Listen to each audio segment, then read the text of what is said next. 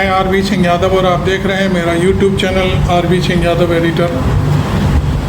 आज मैं इजराइल और फ़लस्तीन के बीच चल रही लड़ाई के बारे में बात करूंगा। बाहर की तरफ से आरफा खानम शेरवानी का वीडियो मैं शेयर कर रहा हूं और उनकी ज़बानी उनके मुंह से सुनाएंगे आपको कि इजराइल और फ़लस्तीन के बीच क्या हो रहा है और क्या ये अच्छा हो रहा है या बुरा हो रहा है, इंसानियत के नाते ये होना चाहिए या नहीं होना चाहिए। आप इस वीडियो में मेरे साथ शेरवानी जी को देखिए। मैं अभी आपको लाइन पर लेता हूँ उनको। नमस्कार, द वायर में आपका स्वागत है। मैं हूं आरफा खानम शेरवानी। पूरे पश्चिम एशिया में तबाही का वो आलम है कि हर घंटे या मैं कहूँगी मिनट के हिसाब से खबरें बदल रही हैं। जो मौत और हत्याओं की जो तादाद है वो बदल रही है, ज़ख्मियों की जो तादाद है वो बदल रही है। हज़ारों लाखों लोग बेघर हो रहे हैं, ख़ासकर गाज़ा पट्टी में, फ़लस्तीन में 4 दिन हो गए हैं। इस तबाही के लोग खाने पीने के मोहताज हो रहे हैं। तो फ़िलहाल जो अभी तक की खबर है वो आ रही है, उसके मुताबिक अभी तक देखें तो 1200 लोग इजरायली जो लोग हैं 1200 लोग वो मारे गए हैं, इजराइल की तरफ से ये खबर है, और 2400 से ज़्यादा ज़ख्मी बताए गए हैं। लेकिन दूसरी तरफ जो इजराइल का हमला हुआ है ये हमास के हमले में हुआ था, और अब जो इजराइल का हमला हुआ है फ़िलिस्तीन के ऊपर, उसमें अब तक फ़िलिस्तीनी ये कह रहे हैं कि 950 लोग मारे जा चुके हैं। लेकिन चूँकि बमबारी लगातार जारी है, जो वहाँ पर हाई राइज बिल्डिंग्स हैं जिनकी तस्वीरें आप ये देख रहे हैं, उन पर लगातार बमबारी जारी है।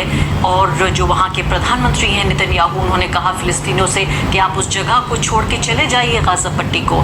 यहाँ सबसे ज़्यादा हैरानी की बात यह है, बहुत ही तकलीफ़देह और हास्यास्पद बात यह है कि इस पूरी गाज़ा पट्टी की जो बनावट है वो ये कि एक तरफ बड़ी सी दीवार और दूसरी तरफ है समंदर।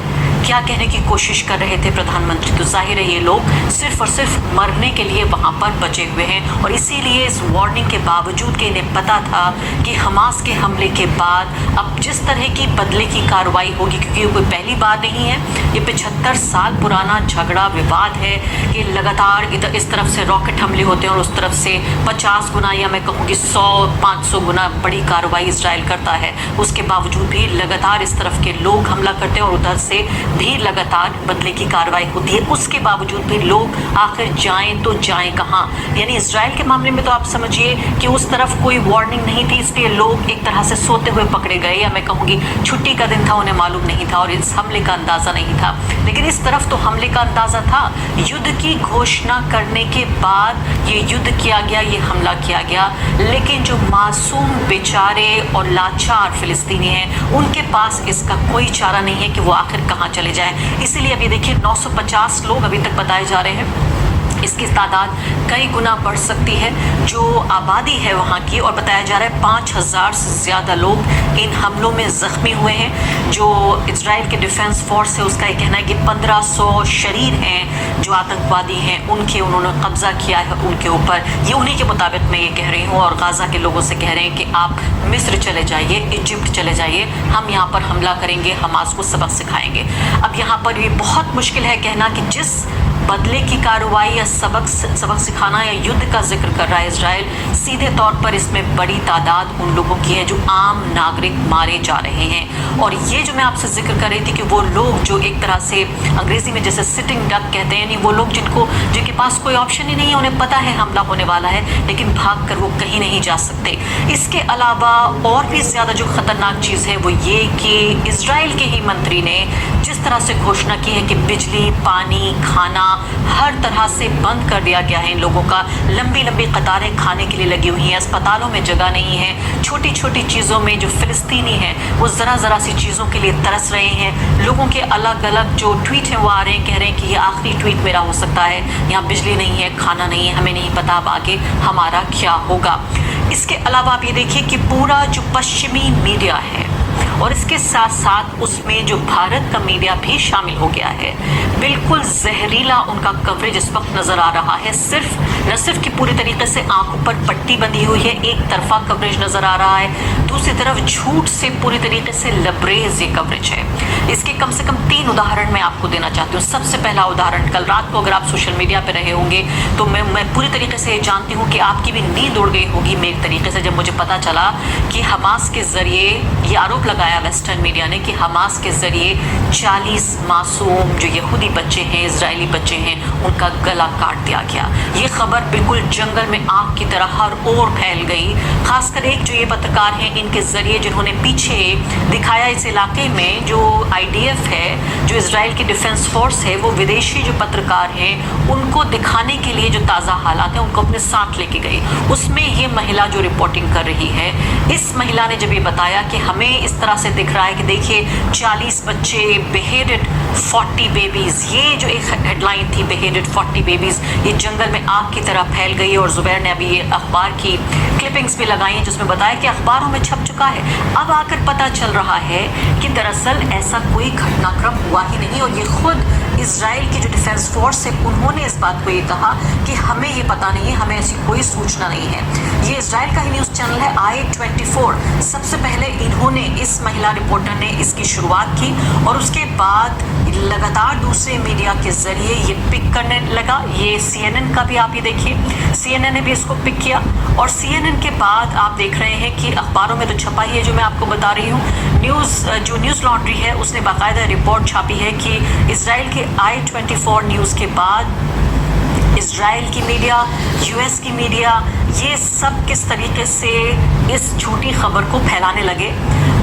इसके बाद आप ये देखिए कि पूरा दिन इन्होंने, पत्रकारों ने वहाँ गुजारा। इसके बाद आप ये देखें कि बता रहा है न्यूज़ लॉन्ड्री कि रिपब्लिक ने भी इस खबर को छापा, इसके अलावा NDTV तक ने इस खबर को छापा।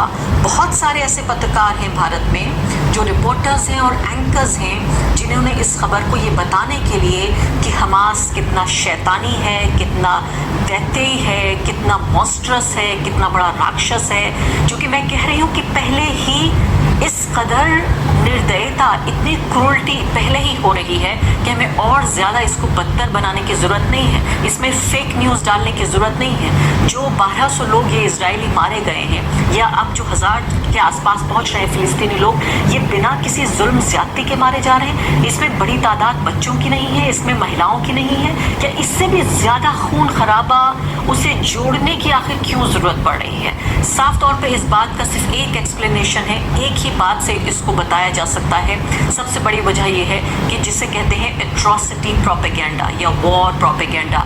युद्ध के वक्त में जो झूठी खबरें फैलाई जाती हैं, जो प्रोपेगेंडा फैलाया जाता है ताकि ज़्यादा से ज़्यादा जुल्म की दास्तानें लोगों तक पहुंचाई जा सके, जो पब्लिक ओपिनियन है उसको बदला जा सके। इससे जो फोर्स है जो हमला कर रही है, इस केस में जो इजराइल है जो हमला कर रहा है, जो कहता है हमास के ऊपर लेकिन फिलिस्तीन के ऊपर हमला हो रहा है, उसको ज़्यादा से ज़्यादा जस्टिफाई किया जा सके, उसको ज़्यादा से ज़्यादा ये बताया जा सके कि हाँ हमारे पास ऐसा करने के लिए एक ग्राउंड है। अब ये आप ये देखिए कि इससे पहले ये कब हुआ।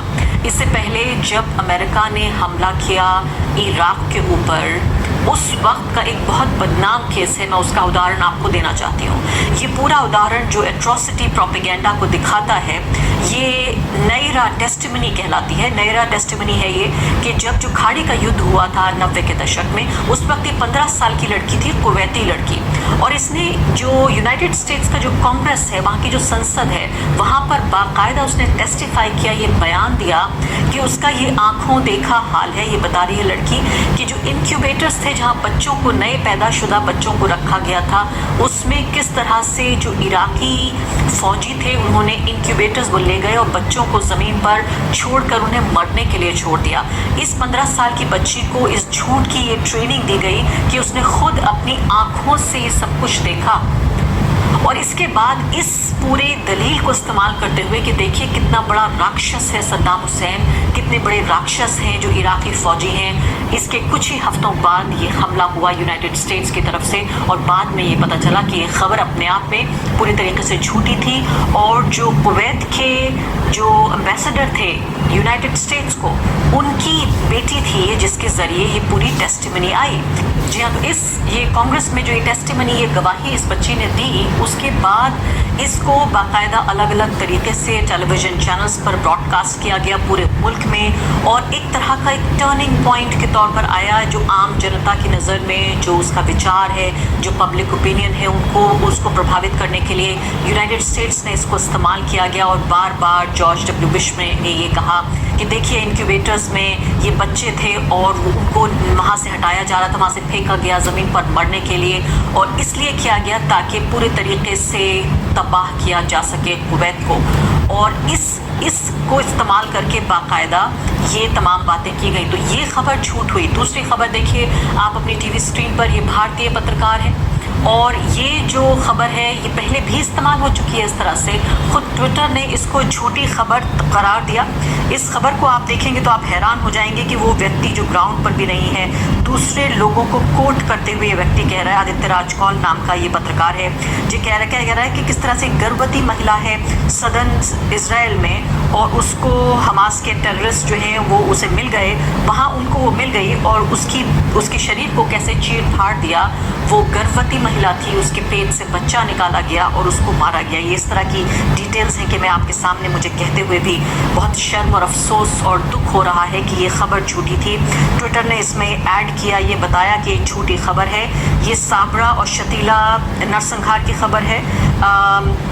ये कहने कि this is actually a report of Sabra and Shatila massacre of Palestinian people by Israel. यानी उल्टी खबरें फैला करके व्यक्ति बता रहा है कि अब की खबर है, आज की खबर है, ये उल्टी खबर है। ये ट्विटर ने इसको ऐड किया, जो उनकी फैक्ट चेकिंग एक उनकी प्रक्रिया है उसके जरिए, और बताया कि फिलिस्तीनी लोगों के साथ हुआ इजराइल ने किया 1982 में, और इस तरह का कोई सबूत नहीं मिलता कि हमास ने इजरायली औरत के साथ ऐसा कोई काम किया। जब इससे पूछा गया इस व्यक्ति से, अखिला नाम के यूजर ने, कि आप बताइए आपको कैसे पता चला, तो उसने कहा कि मेरा एक दोस्त वहाँ पर है, उसका नाम भी लिया, उसके पास तस्वीर है, लेकिन मैं यहाँ पर पोस्ट नहीं कर सकता। अब यहाँ आदित्य राजकौल एक हिंदुस्तानी पत्रकार, क्या एक ऐसा मोटिवेशन हो सकता है इस तरह के लोगों के लिए जो लगातार ये झूठी खबरें फैला रहे हैं, मैक्सिको से लेकर, फिलिस्तीन से लेकर, अफगानिस्तान से लेकर, अफ्रीका से लेकर कहाँ के झूठे वीडियो, पुराने वीडियो लाकर पूरे ट्विटर को इन्होंने एक जंग के मैदान में, एक प्रोपेगेंडा वॉर मशीनरी में तब्दील कर दिया है। दो वजह है, मैं समझ सकती हूँ कि इजराइल की मीडिया कर रही है, अपनी सरकार का समर्थन करना चाहती है, और इजरायली सरकार जो है वो सीधे तौर पर हमले का एक औचित्य, एक जस्टिफिकेशन ढूंढना चाहती है। लेकिन इस तरह के जो पत्रकार हैं भारत में, जो बहुत सारे पत्रकार हैं, वो सिर्फ और सिर्फ इजराइल के लिए उनके दिल में कोई हमदर्दी है, इजरायली नागरिकों के लिए उनके दिल में कोई हमदर्दी है, इस युद्ध में उनकी कोई दिलचस्पी है, ऐसा मुझे नहीं लगता। सीधे सीधे ये भारत के मुसलमानों से जो नफरत है, क्योंकि फिलिस्तीनी मुसलमान हैं और भारत में जो लोग रहते हैं उनमें एक बड़ी तादाद मुस्लिम समुदाय के लोगों की है, 20 करोड़ लोगों की, सिर्फ उनसे नफरत और उनसे जिस तरह की, मैं कहूँगी कि एक तरह का कैसा द्वेष है, जिसकी वजह से ये एक्टिव प्लेयर्स, एक सक्रिय खिलाड़ी बन गए हैं। ये पूरा जो फिलिस्तीन और इजराइल का युद्ध है और इसे भारत की जो घरेलू राजनीति है उससे प्रभावित करना चाहते हैं। तो सीधे तौर पर इस्लामोफोबिया से ड्रिवन ये पूरा प्रोपेगेंडा है, जिसमें ये पत्रकार और बहुत सारे पत्रकार, मुख्य धारा के पत्रकार, जो न्यूज़ एंकर्स हैं, रिपोर्टर्स हैं, वो टीवी पर कह रहे हैं, अखबारों में छप रहा है इन तमाम झूठी खबरों को। तो इस पूरे प्रोपेगेंडा से कैसे बचा जाए? क्या वाकई इजराइल को किसी औचित्य की ज़रूरत भी है जब उसके साथ इतने बड़े बड़े प्लेयर्स हों? यहाँ पर बात हो रही है ब्रिटेन के जो विदेश मंत्री हैं वो पहुँच चुके हैं इजराइल, और जो अमेरिका के विदेश मंत्री हैं वो पहुँच जाएंगे कल कुछ ही घंटों के बाद। और दोनों ताकतें, इसके अलावा दुनिया की बड़ी से बड़ी ताकतें, इनके साथ पूरी पश्चिमी दुनिया है इजराइल के साथ। जो फिलिस्तीनी जो नागरिक हैं उनके ऊपर जो जुल्म ज़्यादती हो रही है उसके बारे में कोई बात नहीं कर रहा। उन परिवारों का जो नरसंहार हो रहा है उनके बारे में कोई बात नहीं कर रहा है।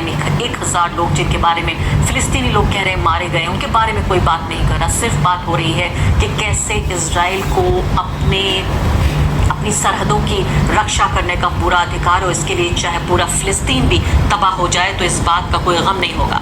जॉर्डन के जो किंग हैं उन्होंने ये कहा है कि इस पूरे क्षेत्र में जब तक कि फिलिस्तीन राज्य नहीं बन जाता, एक स्वतंत्र राज्य, तब तक ये ना असंभव है कि कोई भी स्थिरता यहाँ पर आ पाएगी।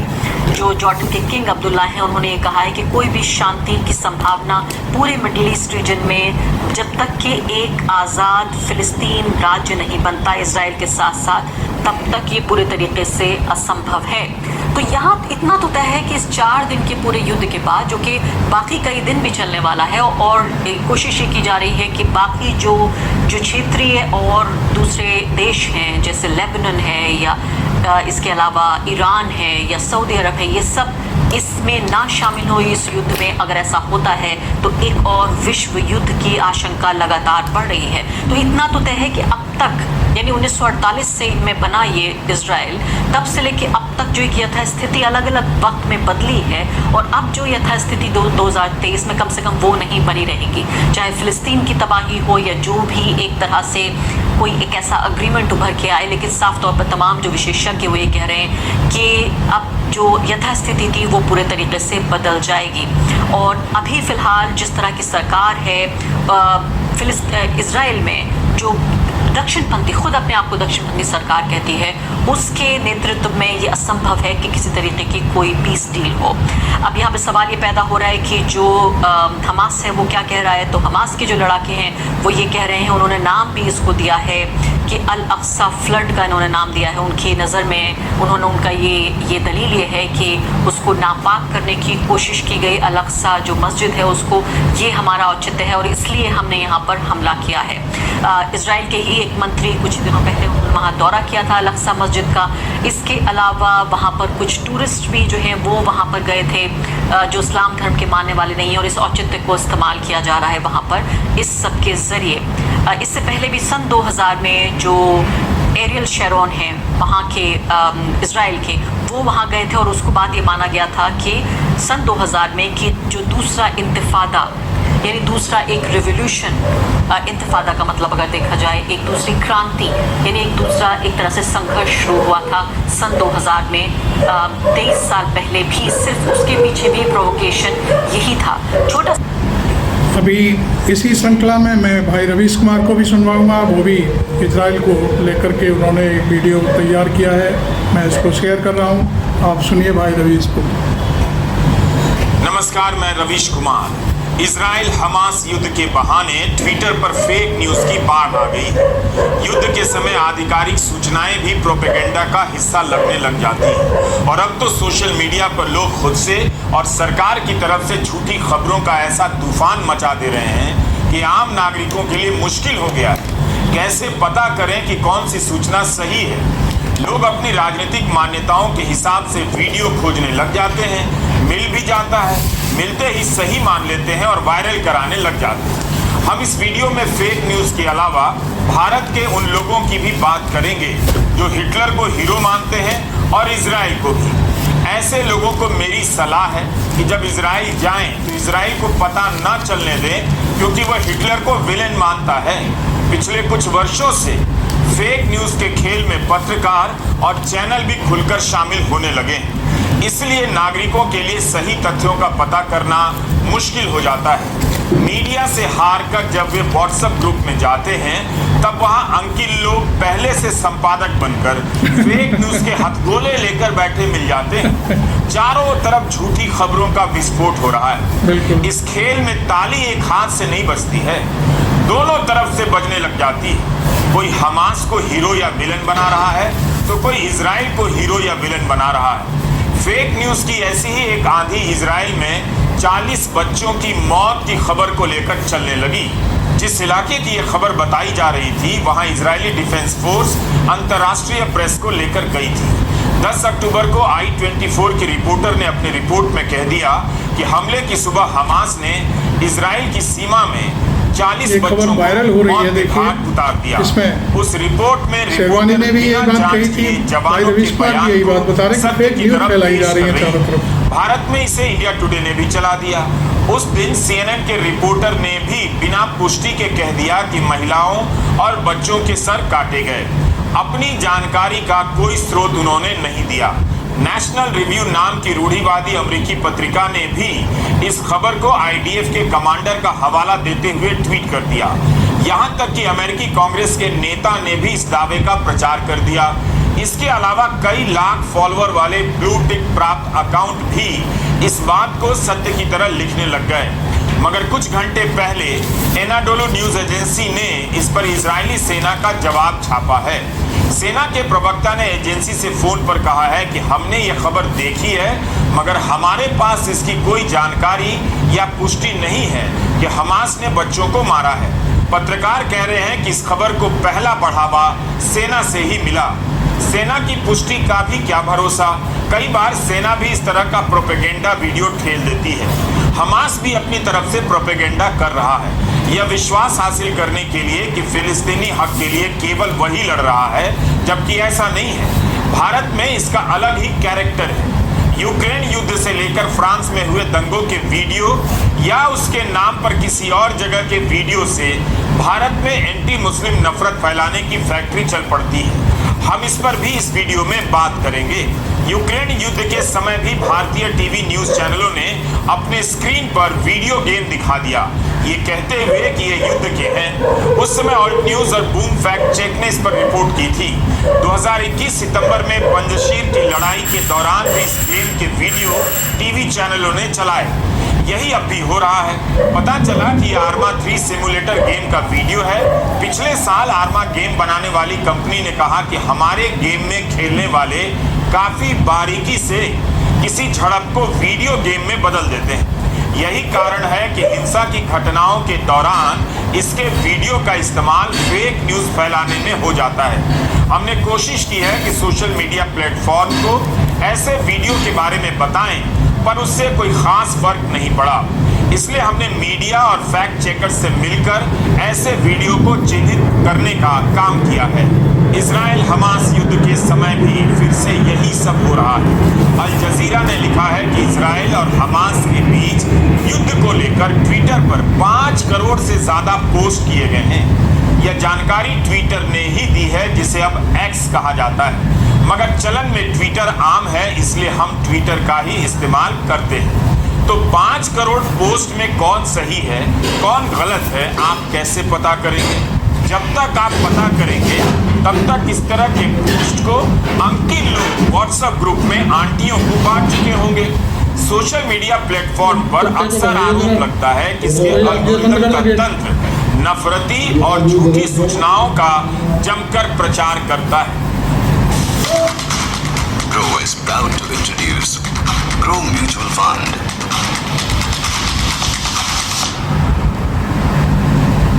प्रचार करता है।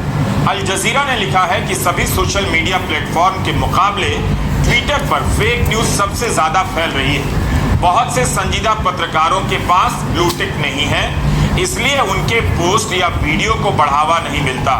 दूसरी तरफ फेक सामग्री की बाढ़ आ गई है। ट्विटर के चेयरमैन इलॉन मस्क खुद ही ऐसी सामग्री का प्रचार करते हैं जो धर्म, देश या नस्ल के प्रति नफरतों से भरी होती है। मस्क जिन अकाउंट का प्रचार करते हैं वे अकाउंट गलत खबर फैलाने के लिए पहले भी पकड़े गए हैं। कई बार उन्हें अपने ट्वीट हटाने भी पड़े।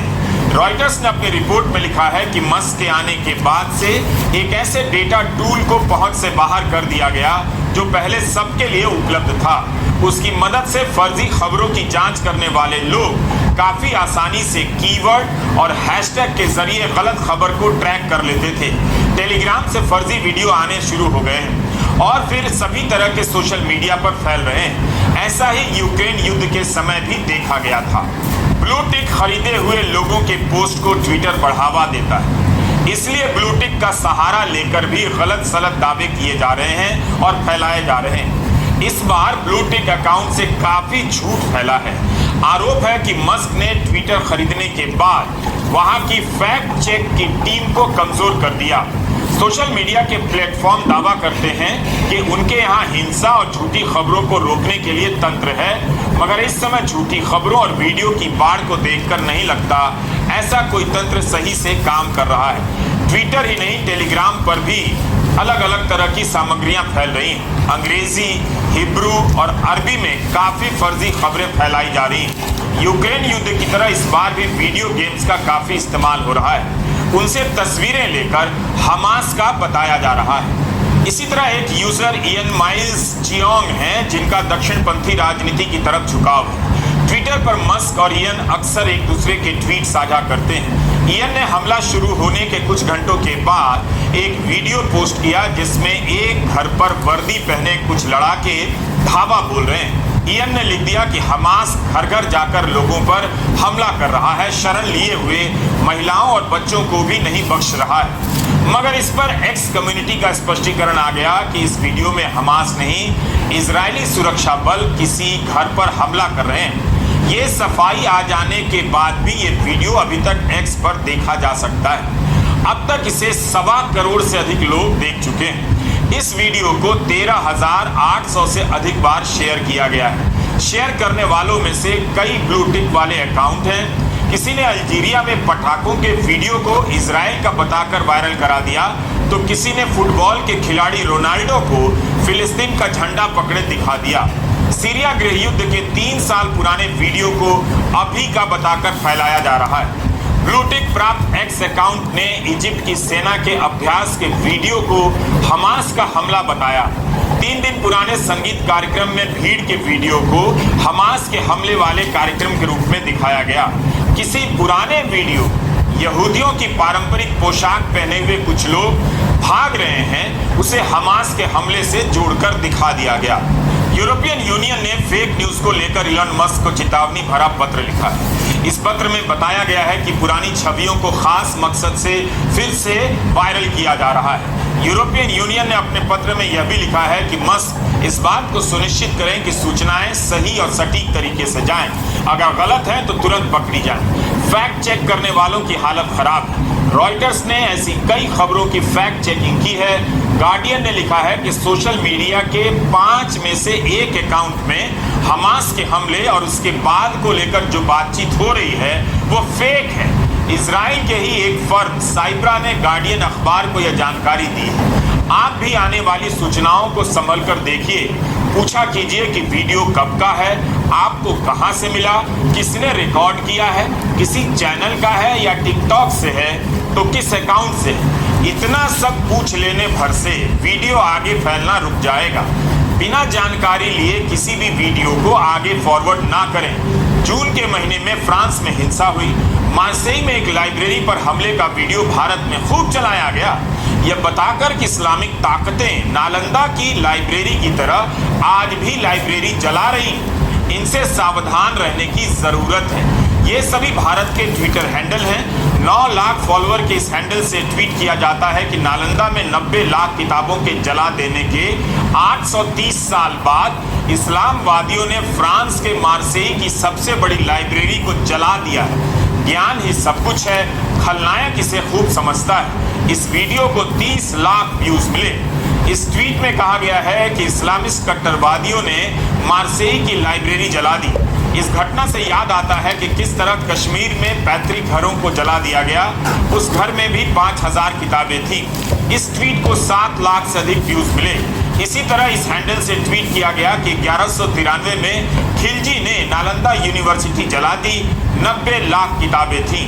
2023 में मार्सेई की सबसे बड़ी पब्लिक लाइब्रेरी जला दी गई। इस्लामिक कट्टरपंथी हमेशा ही पढ़ाई लिखाई के केंद्रों को निशाना बनाते हैं। जरूर मार्सेई की लाइब्रेरी पर हमला हुआ था, मगर उसका नुकसान इतना नहीं हुआ कि उसकी तुलना नालंदा की घटना से हो। सवाल है कि भारत में मार्सेई की लाइब्रेरी के बहाने ये एंगल क्यों फैलाया गया। यहाँ तो बहुत सी लाइब्रेरी फंड न होने के कारण बंद हो गई। बनारस में गांधी सर्वोदय स्कूल की इमारत तोड़ दी गई। हजारों की संख्या में किताबें सड़कों पर फेंक दी गई। तब तो किसी ने इसकी तुलना नालंदा से नहीं की और न ही लोगों ने ट्विटर पर साझा किया। तो फिर फ्रांस की घटना के बहाने एंटी मुस्लिम एंगल क्यों लाया गया। हमने कई फ्रेंच अखबारों को टटोला और इसके लिए फ्रेंच भाषा के जानकारों से मदद ली। हम यह वीडियो तब नहीं कर पाए, मगर उसकी तैयारी, उस समय की तैयारी आज काम आ रही है। सबसे पहले आप इस मशीन को देखिए। ऑटोमेटिक डॉक्यूमेंट रिटर्न मशीन है। इससे किताबें वापस की जाती हैं। यह मशीन अल्काजार लाइब्रेरी की घटना के दूसरे दिन भी काम कर रही थी। इसे बंद नहीं किया गया था। 28 जून की घटना के 3-4 दिनों के बाद इसका वीडियो बनाया गया।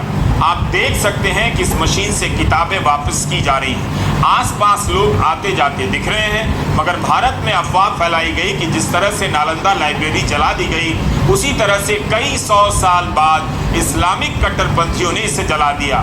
धर्म का एंगल ठेलने वालों ने झूठा किस्सा गढ़ दिया। इसकी खबर ला प्रोविडेंस नाम के स्थानीय अखबार में छपी है।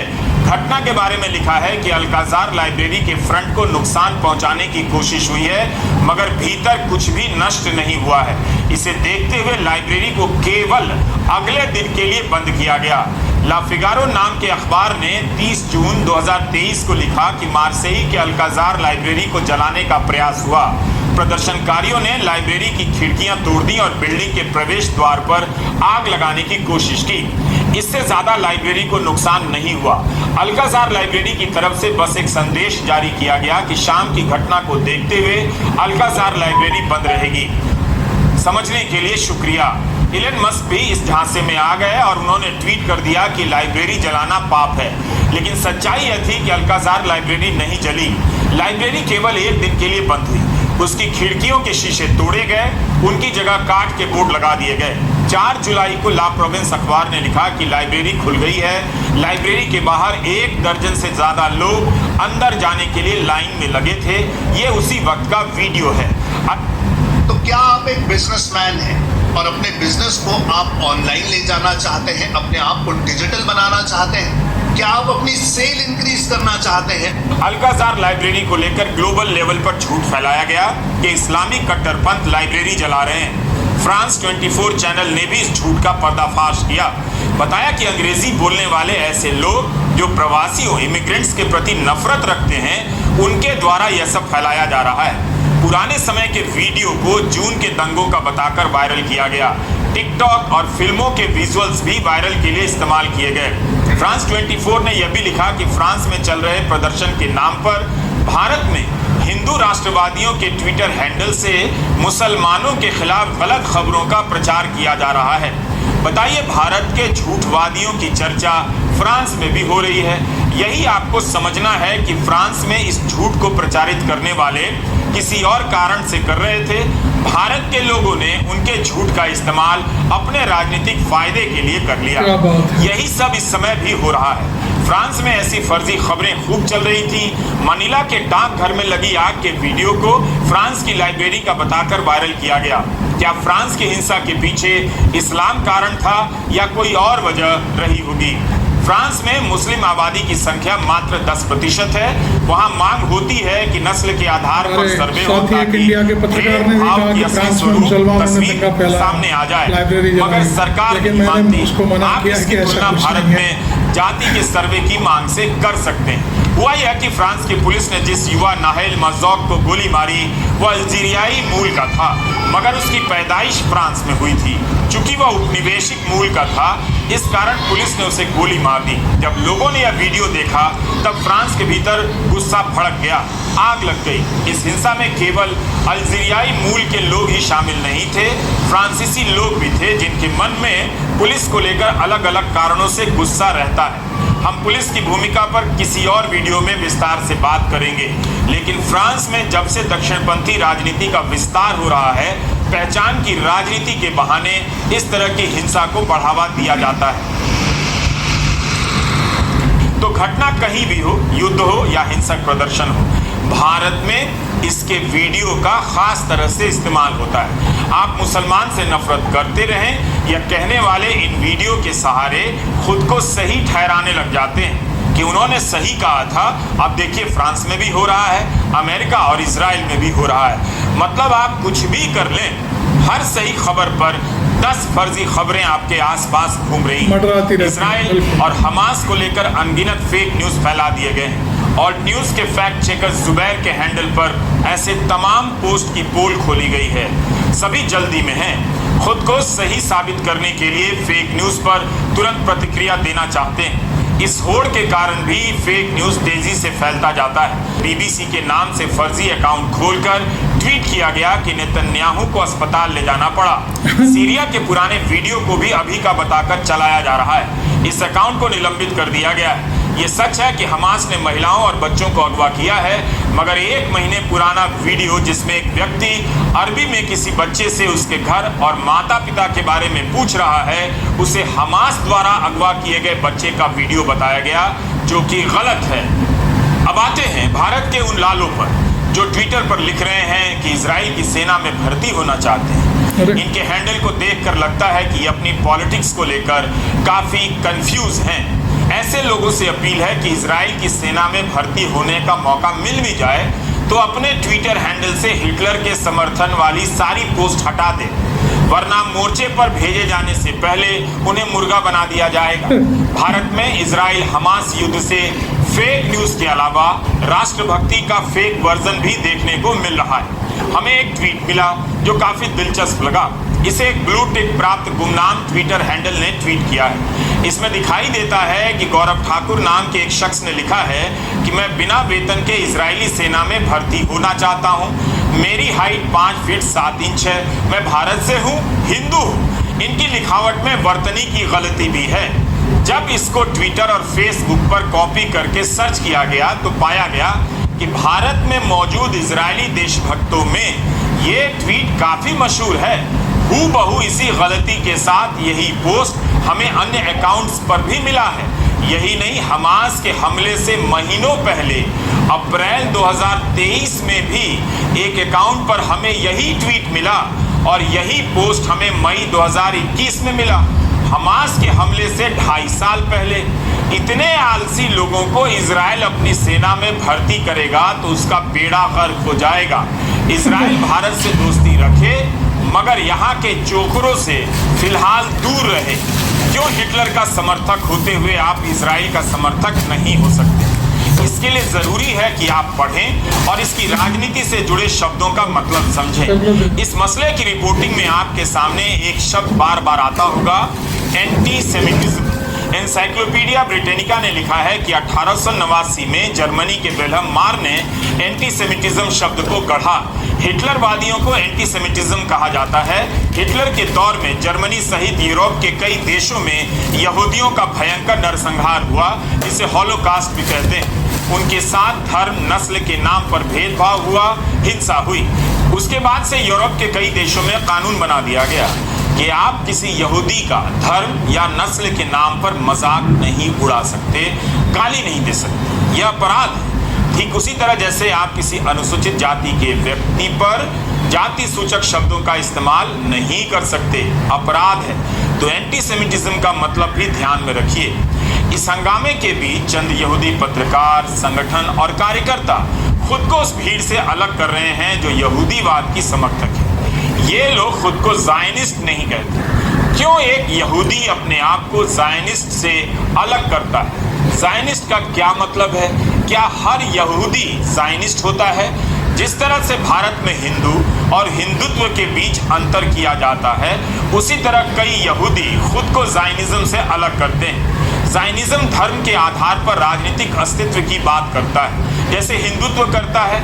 ज़ायनिस्ट भी अपनी वैधता मिथकों से हासिल करता है, मिथकों को इतिहास मानता है। जिस तरह से भारत में सभी लोग हिंदुत्ववादी नहीं हैं, उसी तरह इजराइल और दुनिया के सभी यहूदी ज़ायनिज्म की विचारधारा से सहमत नहीं हैं।